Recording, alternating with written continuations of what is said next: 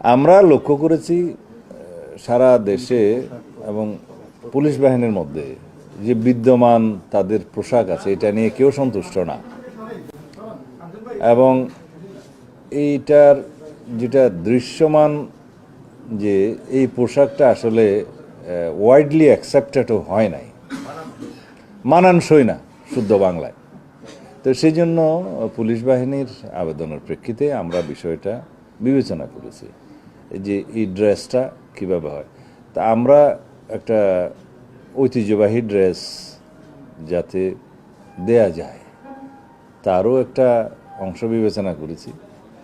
আমরা আগের যে উপরে মানে শার্ট, যেটা কি বলবো,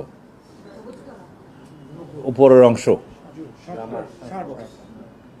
আগে যেটা ছিল মেট্রোর জন্য এবং সারা দেশের জন্য, সেটা আমরা বহাল রেখেছি। তবে প্যান্ট পাজামা সেটা আমরা খাকি ড্রেস দিয়েছি।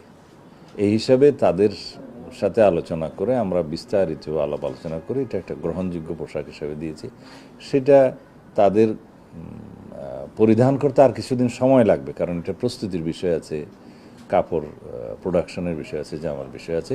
এটা এখনও আমরা অফিসিয়ালি ঘোষণা করিনি, তবে আমরা সিদ্ধান্ত দিয়েছি, আজকে ঘোষণা দিলাম।